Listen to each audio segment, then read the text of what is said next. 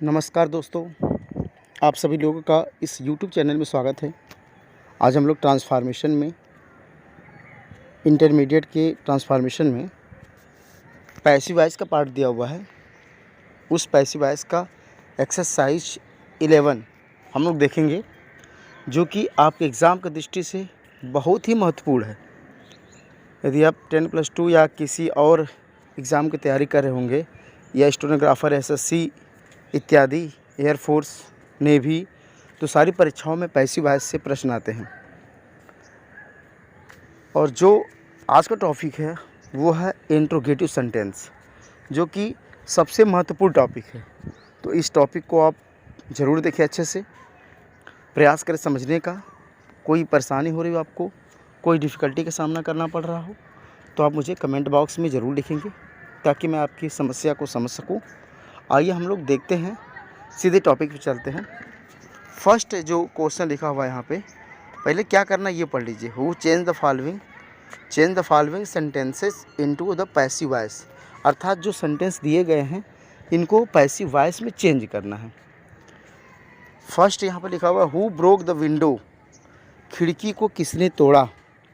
यदि हम इसे हिंदी में कहना चाहें तो अपने शब्दों में क्या कहेंगे, खिड़की किसके द्वारा तोड़ी गई। यदि हमने कह दिया कि हु ब्रोक द विंडो, खिड़की को किसने तोड़ा, इसका मतलब ये हुआ कि खिड़की किसके द्वारा तोड़ी गई। तो जब इसको हम बनाते हैं पैसिव वॉइस में, तो हम करते क्या हैं, ध्यान समझिएगा। यदि जिसमें हु लगा हो तो उसको हम बाई हुम का प्रयोग से बनाते हैं। तो सबसे पहले हम क्या लिखेंगे इसका पैसिव वॉइस बनाते समय, आपको ध्यान क्या देना है कि शुरू में ही आपको लिख देना है बाई हुम। क्या लिख देना है, बाई हुम लिख देना है। बाय हुम के बाद आपको लिखनी हेल्पिंग वर्ब। अब यहाँ पर जो हेल्पिंग वर्ब लिखी जाएगी वो कौन सी होगी, आपको टेंस पहचानना होगा। ये टेंस हमारा पास्ट इंडेफिनिट है, क्योंकि यहाँ पर आप देख सकते हैं हु के बाद लगा हुआ है ब्रोक, अर्थात सेकेंड फॉर्म लगा हुआ है, V2 लगा हुआ है। जब वर्ब की सेकेंड फॉर्म हो रही है तो पास्ट इंडेफिनिट है। जब ये पास्ट इंडेफिनिट है, पैसिव वॉइस में उसकी हेल्पिंग वर्ब होती है वाज या वेयर। अब यहाँ पर बाय हुम के बाद हमारा जो सब्जेक्ट होगा वो होगा विंडो। अब विंडो के हिसाब से हमारी हेल्पिंग वर्ब क्या हो जाएगी, वाज। बाय हुम के बाद हम लिख देंगे वाज। अब वाज के बाद हम क्या लिखेंगे, दी विंडो, और इसके बाद वर्ब का third form by whom, was, the window, broken. ऐसे आप कर लेंगे, बहुत ईजिली कर सकते हैं। आइए हम नेक्स्ट देखते हैं। Why did you kill it, तुमने इसे क्यों मारा। ये भी टेंस हमारा पास्ट इंडेफिनिट का। इसका अर्थ ये हुआ कि वह तुम्हारे द्वारा या यह तुम्हारे द्वारा क्यों मारा गया। तो निश्चित रूप से ये टेंस जो है वो पास्ट इंडेफिनिट का है, तो इसकी भी हेल्पिंग वर्ब वाज वेयर होगी। इसको हम कैसे बनाएंगे, ध्यान से समझिए। जो यहाँ किल है ये हमारी वर्ब है, और वर्ब के बाद जो इट लगा हुआ है यह हमारा ऑब्जेक्ट है यहाँ पे। तो हम ऑब्जेक्ट को क्या बनाएंगे, सब्जेक्ट बनाएंगे। लेकिन अगर इंट्रोगेटिव सेंटेंस है, अगर वाई लिखा हुआ है तो वाई से ही शुरू करेंगे। तो हम कर लेंगे इसको कैसे, वाई अब पास्ट इंडेफिनिट है, इसलिए हेल्पिंग वर्ब हम लगा देंगे इट के लिए was. Why was it. It के बाद वर्ब का थर्ड फॉर्म, किल का थर्ड फॉर्म किल्ड। तो why was it killed by you. ऐसे आप कर लेंगे बहुत ईजिली। चलिए हम नेक्स्ट देख लेते हैं। Why did you not complete your work study. ये आप ध्यान दीजिए यहाँ पर कि ये जो क्वेश्चन है, देखिए यूपी बोर्ड 2020 में पूछा हुआ है, कितने इंपॉर्टेंट है। इसका मतलब कि इस तरह के प्रश्न आपके एग्ज़ाम्स में आ सकते हैं। तो इसको हम कैसे बनाएंगे, देखिए वाई से शुरू है इंट्रोगेटिव का, तो हम वाई तो सबसे पहले लिखते हैं। लेकिन वाई डिड यू के बाद ये देखिए आपका कंप्लीट जो है ये हमारा क्या है, वर्ब है। और वर्ब के बाद जो आता है इसको हम बोलते हैं ऑब्जेक्ट, अर्थात योर वर्क, इतना हमारा ऑब्जेक्ट है। अब इसे हम बनाएंगे सब्जेक्ट। तो हम करेंगे क्या, वाई, और दूसरी बात ये डिड लगा हुआ है तो पास्ट इंडेफिनिट है, तो इसकी भी सहायक क्रिया हो जाएगी वाज या वेयर। अब यहाँ पर दिस वर्क दिया हुआ है तो इसके हिसाब से हो जाएगा वाज। तो वाई वाज दिस वर्क। अब यहाँ पर ये भी ध्यान देना है कि निगेटिव है तो नॉट भी लगाना है। तो why was your work, sorry this work नहीं, your work. Why was your work not. अब वर्ब का third form completed by you yesterday, ऐसे कर लेंगे। Why was your work not completed by you yesterday, ऐसे आप इसको आसानी से बना सकते हैं। अब हम नेक्स्ट क्वेश्चन देखते हैं। What does he do their, वह कह रहा है कि what does he do their, वह वहाँ क्या करता है। ये कौन सा टेंस है, करता है, इसका मतलब कि प्रेजेंट इंडेफिनिट है। प्रेजेंट इंडेफिनिट है तो इसकी हेल्पर में क्या लगती है, डू या डज। अब हमारा देखिए what does he do their, यहाँ पर हमारा कोई स्पष्ट जो है वो ऑब्जेक्ट नहीं है, कोई ऑब्जेक्ट नहीं है। अब इस हम देयर को ऑब्जेक्ट नहीं मानते हैं। तो जब ऐसी कंडीशन हो, जब ऑब्जेक्ट ना हो, तो इसको हम कैसे बनाते हैं, ऑब्जेक्ट का स्थान छोड़ देते हैं जस का तस, और उसी तरह का स्ट्रक्चर बनता है। इसे देखिए आप लोग, what does he do their, वह वहाँ क्या करता है। ये कौन सा टेंस है, प्रेजेंट इंडेफिनिट। जब प्रेजेंट इंडेफिनिट है तो इसकी हेल्पिंग वर्ब होती है पैसिव वॉइस में डू या sorry is am are, is am are जब इसकी हेल्पिंग वर्ब होती है। तो यहाँ पर हमारा ध्यान से समझना आप लोगों को, जो मेन वर्ब है वो डू है। तो क्या डू के बाद कोई ऑब्जेक्ट यहाँ दिख रहा है आपको, कोई ऑब्जेक्ट नहीं है। तो ऐसे वाक्यों को सेम वैसे ही बनाते हैं, बस हम क्या करते हैं, उनके ऑब्जेक्ट के जगह को छोड़ देते हैं। जैसे स्ट्रक्चर में हम सबसे पहले क्या लिखते हैं, वाट लिखते हैं। वाट के बाद हम क्या लिखते हैं, हेल्पिंग वर्ब, तो इज लगा देंगे। क्योंकि ऑब्जेक्ट कुछ नहीं है तो हम सिंगुलर मान के इज लगा देते हैं। इसके बाद क्या होता है, हेल्पिंग वर्ब का वर्ब का थर्ड फॉर्म लिखा जाता है। तो डू का थर्ड फॉर्म डन, तो what is done, what is done. इसके बाद हम लिखेंगे there, what is done there, और फिर इसके बाद लिखेंगे by him, what is done there by him. इसको ऐसे कर लेंगे।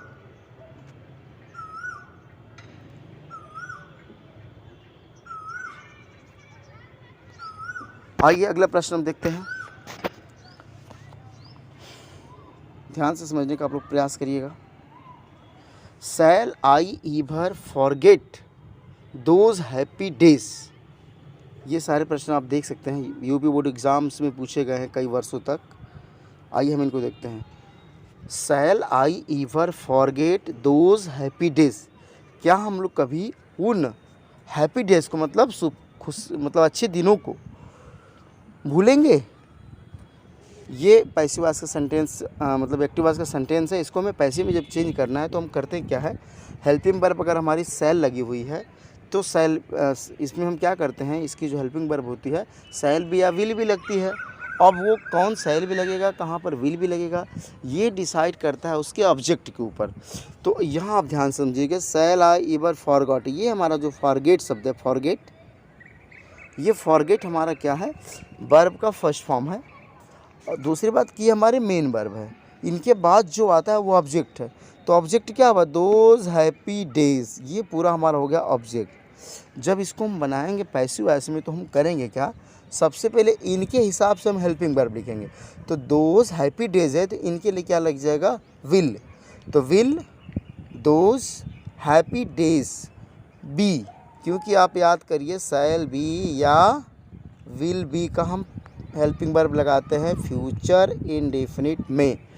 तो यहाँ शैल बी या विल बी लिखना चाहिए। अब दोज डेज है तो इनके साथ लगेगा विल बी। तो इसको हम बनाएंगे कैसे, विल, और जब विल बी हो तो इनके बीच में हम लिखते हैं करता, क्या लिखते हैं इनके बीच में, यहाँ पर हम इनके बीच में लिखते हैं सब्जेक्ट। तो जब बीच में हम सब्जेक्ट लिखेंगे तो हो जाएगा will those happy days be ever forgotten by me, ऐसे कर लेंगे, बहुत ईजिली किया जा सकता है। आइए हम नेक्स्ट देखते हैं। Who broke this chair, easy है, बहुत ईजी है। बाय हुम का प्रयोग से हम बनाएंगे इसको। तो फिर हम क्या करेंगे, शुरू में ही लिख देते हैं हु वाले सेंटेंसों में, ये इंपॉर्टेंट है, आप इसे ध्यान दीजिएगा। इसको शुरू में हम लिख देते हैं बाय हुम। बाय हुम लिखने के बाद हम क्या लिखते हैं, हेल्पिंग वर्ब। तो ये पास्ट इंडेफिनिट का सेंटेंस है, तो हम क्या करेंगे, सहायक क्रिया लगाएंगे दिस चेयर के हिसाब से वाज। तो bye whom was this chair broken, ऐसे कर लेंगे। Next was he singing a song yesterday. ये टेंस हमारा कौन सा है? पास्ट कंटिन्यूस टेंस है, क्योंकि यहाँ पर लगा हुआ है सिंगिंग। सिंगिंग का मतलब वर्ब में आईएनजी लगा हुआ है। तो इसको बनाएंगे तो हम कैसे बनाएंगे? पास्ट कंटिन्यूअस की जो सहायक क्रिया होती है वो होती है वाज बीइंग या वेयर बीइंग। अब यहाँ ध्यान दीजिए कि यहाँ पर जो वर्ब है सिंगिंग, इसका ऑब्जेक्ट है ए सॉन्ग। जब ए सॉन्ग है तो इसकी हेल्पिंग वर्ब हमारी लगेगी वाज ही लगेगी, डेफिनेटली वाज लगेगी।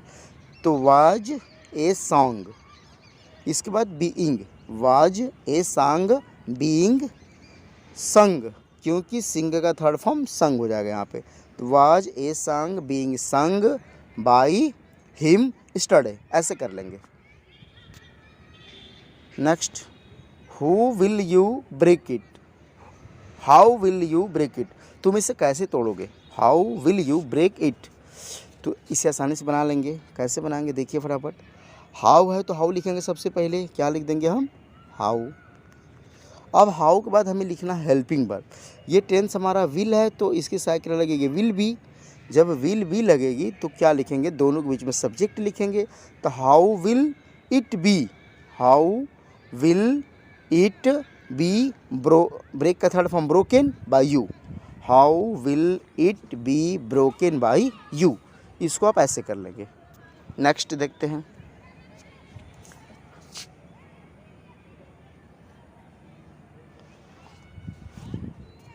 Have you read the Ramcharitmanas, क्या तुमने रामचरितमानस पढ़ा है? तो इसकी पैसिव वॉइस हो जाएगी कि क्या तुम्हारे द्वारा रामचरितमानस पढ़ा गया है। तो अब इसको हम कैसे करेंगे, ध्यान समझिएगा। रामचरितमानस की बात चल रही है तो इसको हम बनाएंगे कैसे? ये हमारा टेंस कौन सा है तो प्रेजेंट परफेक्ट है। इसकी सहायक क्रिया होती है, हेल्पिंग वर्ब होती है पैसिव वॉइस में हैज़ बीन या हैव बीन। अब ये डिपेंड करता है आपके सब्जेक्ट पे। तो जो हमारा ऑब्जेक्ट है यहाँ मेन वर्ब के बाद दी रामचरितमानस, इसे हम बनाएंगे सब्जेक्ट। तो इसके लिए लगाएंगे हैज। तो हैज दी रामचरितमानस बीन, क्योंकि हेल्पिंग वर्ब क्या लगती है? हैज़ बीन और हैव बीन। तो इसके लिए हम क्या करेंगे? हैज लिखेंगे और बीन लिखेंगे, लेकिन इन दोनों के बीच में लिखेंगे कर्ता, दी रामचरितमानस लिखेंगे। तो कैसे बनाएंगे? Has the Ramcharitmanas been, read का थर्ड फॉर्म रीड होता है, रीड बाय यू। कैसे करेंगे?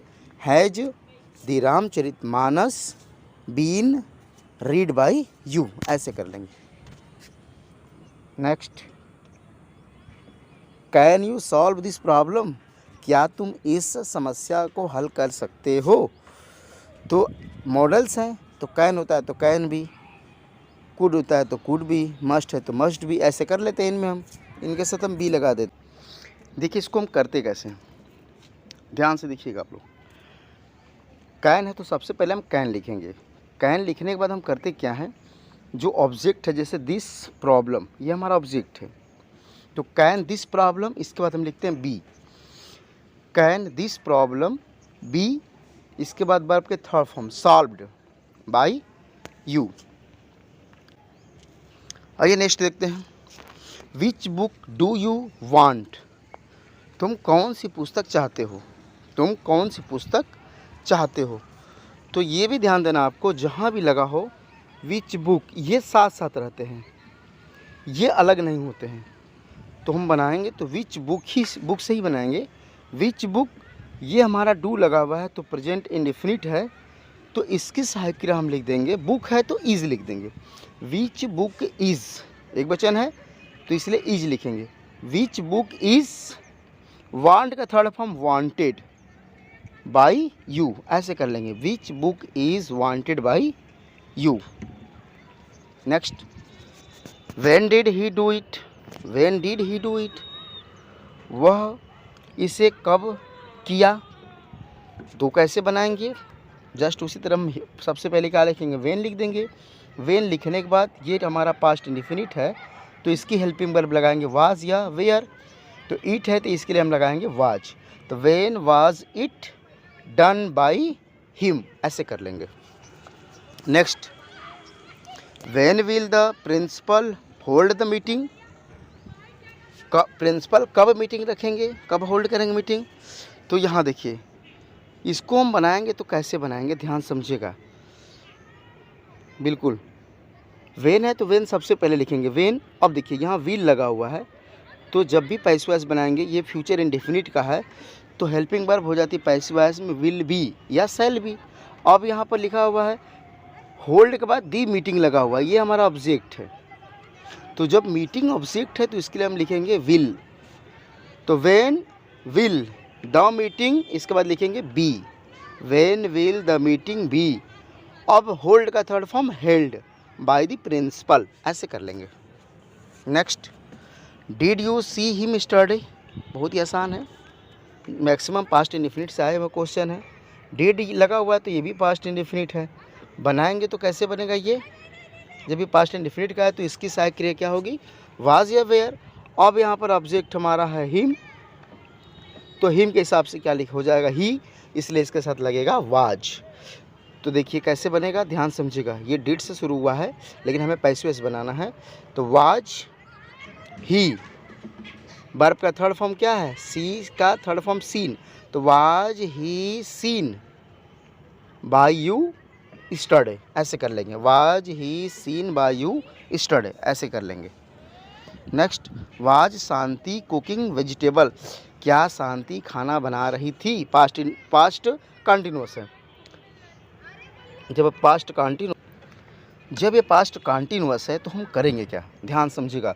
पास्ट कंटिन्यूअस के हेल्पिंग वर्ब हम क्या लिखते हैं, वाज बीइंग या वेयर बीइंग। अब यहाँ वेजिटेबल्स लगा हुआ है तो निश्चित रूप से बहुवचन है ये, तो इसके साथ लगेगा वेयर। तो were vegetables being, were vegetables being, इसके बाद वर्ब का third form cooked by Shanti, ऐसे कर लेंगे। Were vegetables being cooked by Shanti, ऐसे कर लेंगे। Next, did the hunter shot the lion, क्या शिकारी ने शेर को मार दिया। इसका मतलब क्या शिकारी के द्वारा शेर मारा गया, तो क्या सही शुरू होगा।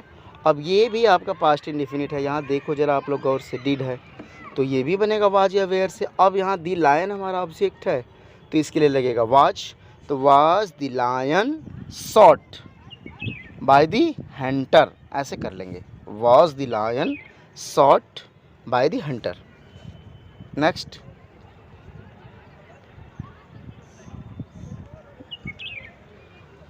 Did the policeman catch the thief, क्या पुलिस ने चोर को पकड़ा। तो कैसे बनाएंगे, यहाँ भी आप ध्यान दीजिए। द थीप हमारा क्या है, ऑब्जेक्ट है, इसे बनाएंगे सब्जेक्ट, और ये है पास्ट इंडेफिनिट का, इसलिए लगाएंगे helping verb was. Was the thief, catch का third form caught, was the thief caught by the policeman, easily बहुत आसानी से बनाया जा सकता है। Was the thief caught by the policeman, ऐसे कर लेंगे। Next, who taught you grammar, इसको हम कैसे बनाएंगे, ध्यान समझिएगा। तुम्हें ग्रामर कौन सिखाया, इसका मतलब क्या हुआ कि हु वाला सब्जेक्ट ये है, इसको हम बनाएंगे बाय हुम से, तो बाय हुम, इसके बाद हम लिखते हैं हेल्पिंग वर्ब। अब हेल्पिंग वर्ब हम कैसे लिखेंगे, हमारे सामने दो ऑब्जेक्ट है, टॉट के बाद एक यू है और एक ग्रामर है। ध्यान से समझिए, दो तरह के जब ऑब्जेक्ट आ जाते हैं तो हम इनमें प्रीफर किसको करते हैं, जो ग्रामर है इसको हम बोलते हैं डायरेक्ट ऑब्जेक्ट, और जबकि यू जो है इसको बोलते हैं इनडायरेक्ट ऑब्जेक्ट। तो ऐसे केस में हम इनडायरेक्ट से बनाते हैं तो ज़्यादा बेटर माना जाता है। तो हु दिया हुआ है तो हम पहले लिखेंगे बाय हुम। अब यू के लिए लगेगी हमारी सहायक क्रिया वेयर, क्योंकि ये पास्ट इंडेफिनिट है, तो by whom where you taught grammar, ऐसे कर लेंगे। या by whom was grammar taught to you. जब हम इनडायरेक्ट ऑब्जेक्ट को लास्ट में लिखते हैं तो इसके पहले हम टू लगा देते हैं। बाकी ज़्यादा से ज़्यादा आप प्रयास करिए कि आप इनडायरेक्ट ऑब्जेक्ट से ही बनाइए, अर्थात बाय हुम करिए, इसके बाद हेल्पिंग वर्ब लिखिए वेयर यू टॉट ग्रामर, ऐसे कर लीजिए। Next, had the boys eaten all the cakes? क्या लड़कों ने पूरा केक खा लिया था, हैड लगा हुआ है। तो इसका मतलब जब हैड लगा हुआ तो ये कौन से टेंस है मेरे प्यारे बच्चों? ये हो गया पास्ट परफेक्ट टेंस। तो इसके हेल्पिंग वर्ब होते हैं हैड बीन। अब यहाँ पर देखिए ईटन के बाद ऑल द केक्स, ये हमारा हो गया ऑब्जेक्ट। तो हैड ऑल द केक्स, इसके बाद हम लिखेंगे बीन, क्योंकि इसकी एक ही हेल्पिंग वर्ब होती है हैड बीन। और ऐसे हेल्पिंग वर्बों के बीच में हम लिखते हैं सब्जेक्ट को। तो had all the cakes been eaten by the boys, ऐसे कर लेंगे। Next, will the postman deliver the letter? Will the postman deliver the letter? क्या पोस्टमैन लेटर को डिलीवर करेगा? तो इसको बनाएंगे हम कैसे, ध्यान से समझिए आप लोग। ये हमारा फ्यूचर इंडेफिनिट है, तो इसकी हेल्पिंग वर्ब होती है विल बी या शैल बी। अब यहाँ पर डिलीवर द लेटर्स लिखा हुआ है, इसके लिए हम लगाएंगे विल। तो will the letters be delivered by the postman, ऐसे कर लेंगे। आशा करते हैं ये पूरी की पूरी वीडियो आपको अच्छे से समझ में आएगी। 20 के 20 एग्जाम्पल्स बहुत इजीली आप समझ गए होंगे कैसे बनाया जा रहा है। अगर ये आपको वीडियो अच्छी लगे या आपको लग रहा है कि हेल्पफुल है, तो आप एक बार कमेंट ज़रूर कर देना, क्योंकि मुझे लगता है कि पॉजिटिव फीडबैक मिलने से मैं थोड़ा और मेहनत कर पाऊँगा और आप लोगों के लिए और अच्छे तरीके से नए नए वीडियो अपलोड कर सकूँगा और बनाऊँगा। तो प्लीज़ अगर आप चैनल पर नए हैं तो सब्सक्राइब ज़रूर करें, कमेंट्स ज़रूर करें और अपने दोस्तों में शेयर करना ना भूलें, ताकि वो लोग भी इसका लाभ ले सकें। थैंक यू, मिलेंगे अगली वीडियो में, तब तक के लिए जय हिंद।